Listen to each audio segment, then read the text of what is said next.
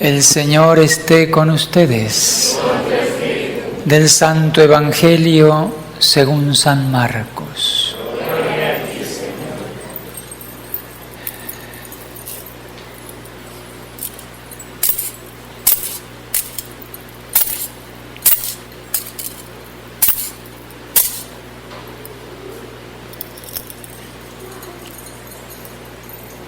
En aquel tiempo llamó Jesús a los 12, los envió de 2 en 2 y les dio poder sobre los espíritus inmundos.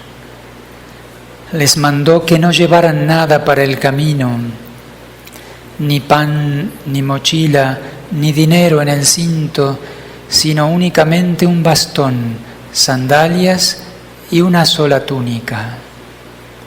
Y les dijo: cuando entren en una casa, quédense en ella hasta que se vayan de ese lugar. Si en alguna parte no los reciben ni los escuchan, al abandonar ese lugar, sacúdanse el polvo de los pies como una advertencia para ellos.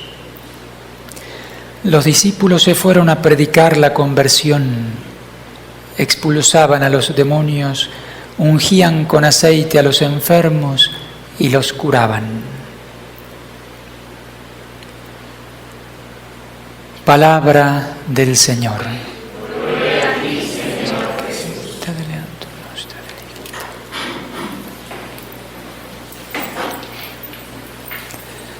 En el nombre del Padre, y del Hijo, y del Espíritu Santo. Amén. En una ocasión dijo nuestro Señor: fuego he venido a traer a la tierra y quiero que arda, ¿no? Con ansias de que ese fuego se extienda por todo el mundo. Es la salvación que el Señor vino a traer. El fuego del Espíritu Santo. Nos relata el Evangelio de este domingo la misión de los apóstoles. El Señor llama a sus 12 apóstoles y los envía a distintos pueblos, ¿no? Los envía a predicar, en primer lugar, a predicar la conversión, con poder de expulsar demonios, expulsaban los demonios, y con poder de curar enfermos. Ungían con aceite a los enfermos y los curaban. El Señor, ese poder que Él tiene como Dios, se lo entrega a los apóstoles y los envía a medio como a modo de ensayo, ¿no? Y podemos imaginar a los apóstoles con ese poder recibido del Señor y a predicar como pueden, ¿no? Especialmente predicar la conversión. El reino de Dios está cerca, conviértanse. Lo mismo que en un principio hizo el Señor. El Señor predicaba la conversión. Cuando empezó a predicar, conviértanse, el reino de Dios está cerca. Y curaba enfermos, hacía un montón de milagros y expulsaba demonios. Decía a modo de ensayo porque el Señor los iba preparando a los apóstoles para darles luego la misión definitiva. Poco antes de ascender a los cielos, después de resucitar de entre los muertos, después de pasar 40 días instruyendo a sus apóstoles y discípulos, poco antes de subir al cielo los envía al mundo entero. Ya no a algunos pueblos de Palestina, sino al mundo entero. Vayan por todo el mundo, prediquen el Evangelio. En el que crea y se bautice se salvará, en el que no crea se condenará. Esa es la misión definitiva que reciben no solo los apóstoles, sino todos los discípulos, toda la iglesia. Yo estaré con ustedes hasta el fin de los tiempos. Ese fuego que el Señor vino a traer lo deposita en manos de los apóstoles y de toda la iglesia para que a todos los hombres de todos los tiempos alcance la salvación. Si nos remontamos a la fuente, tenemos que decir que el primer enviado es Jesús, Jesucristo. Como el Padre me envió, dice, ¿no?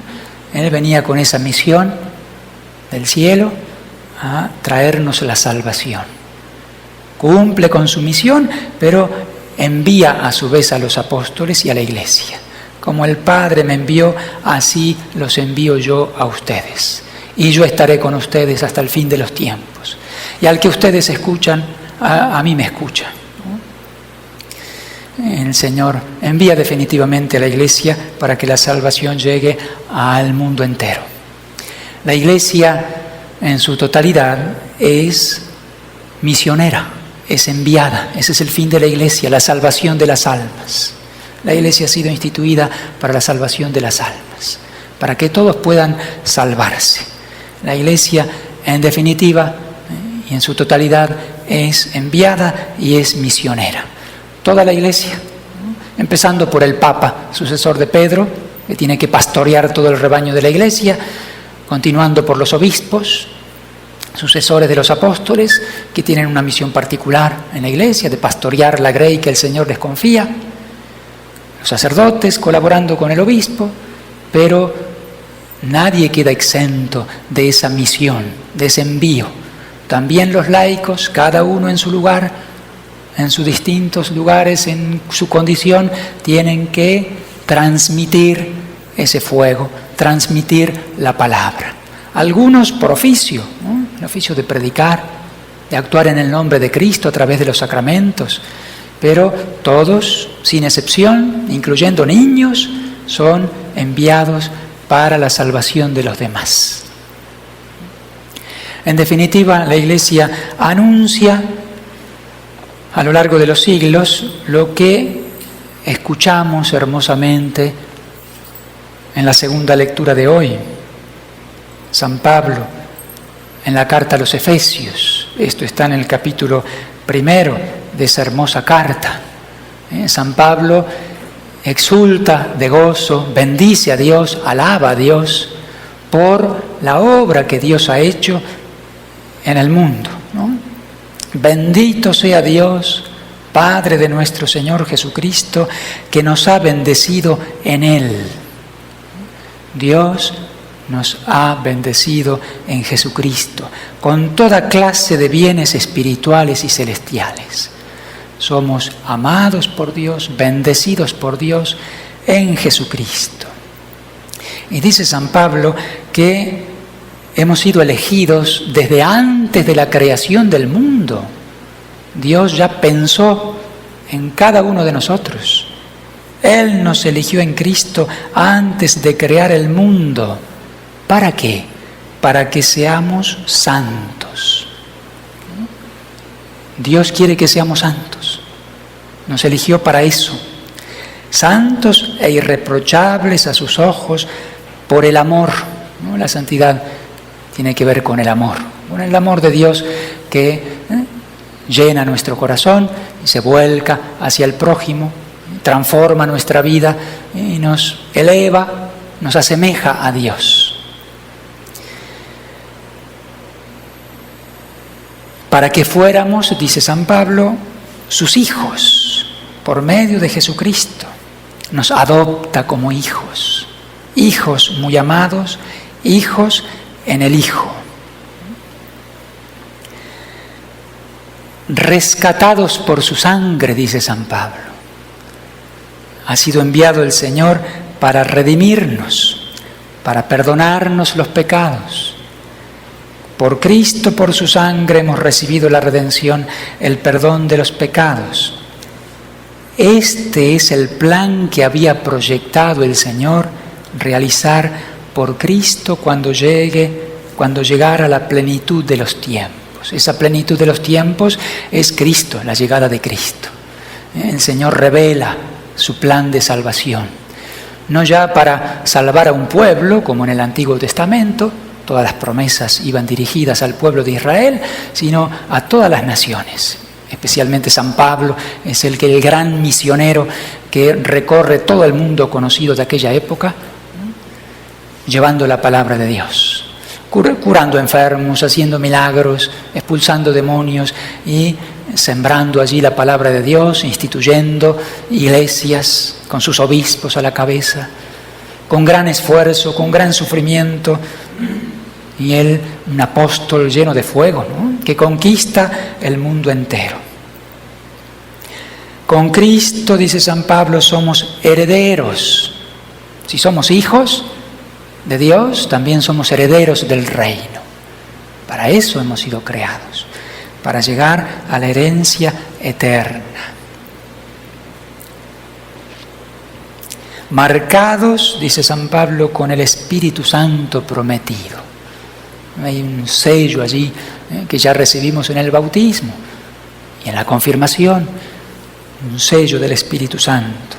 Marcados con el Espíritu Santo prometido, ese Espíritu es garantía de nuestra herencia.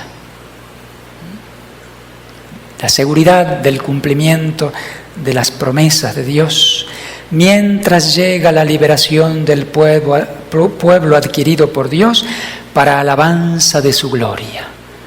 En este texto se repite por 2 veces ese alabanza de la gloria de Dios. Creados, redimidos, hechos hijos para la gloria de Dios, para alabanza divina.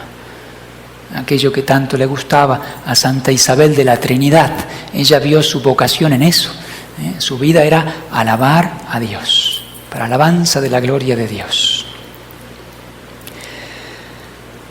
La Iglesia entera es misionera. La Iglesia tiene el deber de dar a conocer el mensaje de la salvación.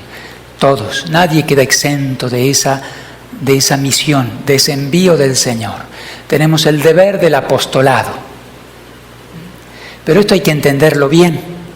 Claro que existen los misioneros, ¿no? Aquellos consagrados, religiosos, religiosas, que especialmente van a misionar a tierras de infieles, a tierras abandonadas, ¿no? Y conquistan almas para Dios, ¿no? Especialmente a lo largo de toda la historia de la Iglesia, ¿no? Hay grandes misioneros que han conquistado infinidad de almas, pero no todos tenemos esa misión de salir a misionar a tierras paganas, pero todos tenemos que misionar y ser apóstoles allí donde Dios nos pone. Hay distintos apostolados, hay distintas misiones. El apostolado, en definitiva, es tener el deseo de la salvación de las almas. Ese fuego que el Señor vino a traer, que tiene que arder en nuestros corazones, tiene que comunicarse. El fuego o muere o crece, ¿no? Y para vivir necesita expandirse. Así es. El crecimiento de la Iglesia se da por esa transmisión del fuego de Dios. Y si para alguno de nosotros eso no significa nada, yo a lo mejor vivo mi fe allí medio en privado, intentando como salvarme yo solo, pues algo anda mal. Necesitamos tener ese deseo de la salvación de las almas. La Iglesia es un organismo vivo que va creciendo. San Pablo lo compara con un edificio espiritual, con piedras vivas, un edificio siempre en construcción. Y nosotros no solo somos parte de ese edificio, piedras vivas, sino también constructores del reino de Dios, ayudando al prójimo. Hoy es el día de San Benito, ¿no? Ya saben ustedes, ese gran santo que hizo una obra apostólica inmensa a lo largo de los siglos. Él nació allá por el 480 y fue de vida contemplativa. Él es un monje y sin embargo hizo una obra apostólica enorme. Él, en su búsqueda de Dios, se quiso retirar al silencio, a la soledad. Buscó por allí en las montañas de Umbría un peñasco así inaccesible, en ese entonces era inaccesible, llamado Subíaco. Ahí quiso reunirse con pocos hombres para buscar a Dios. Y Dios quería hacer una obra gigantesca con San Benito y con sus monjes. Pronto se expanden por todas partes los monasterios benedictinos. El mismo San Benito va después a Monte Cassino, donde funda un monasterio importante, allí al sur de Roma. Y la obra de San Benito, por gracia de Dios, fue creciendo inmensamente hasta el día de hoy y ha dado innumerables santos.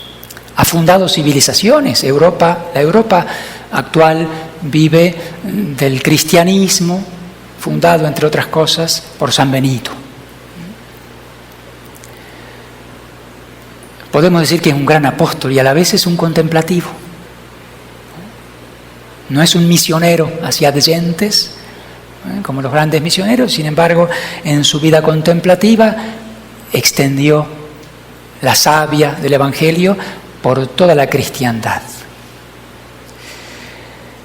De los benedictinos surgieron 23 papas. De los 265 papas, 66, 23 fueron benedictinos.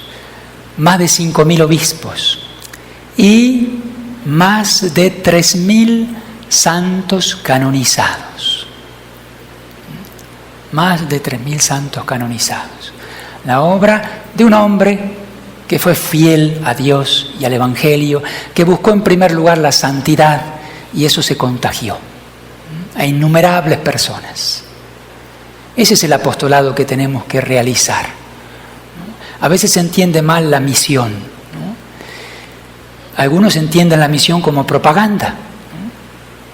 La Iglesia no hace propaganda, no busca adeptos, como si fuera un partido de fútbol, ¿no? Un club. La Iglesia busca la conversión de los corazones y la santidad de las personas, y que la mayoría de las personas se salven. Y cada uno tiene que ser misionero en ese sentido, y apóstol en ese sentido, con su vida, con su palabra también, pero especialmente con su vida. Decía un autor, Bergson, que los santos no tienen más que existir.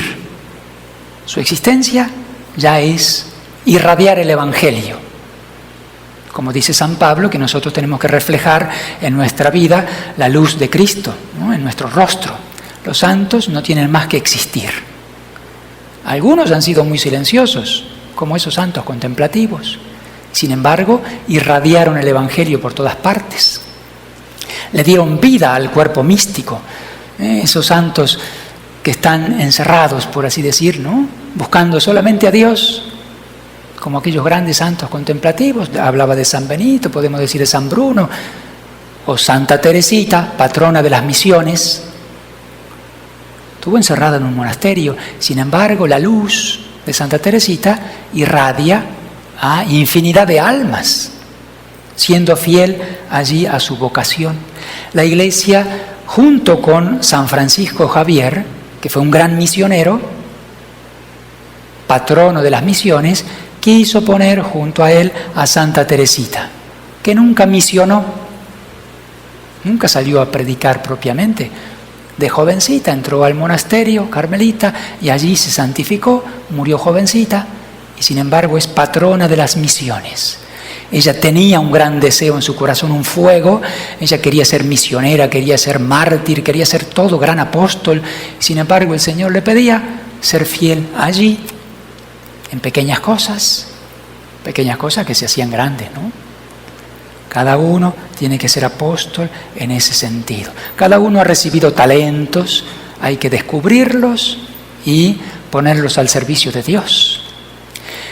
Existe el apostolado de la oración, el apostolado del sufrimiento.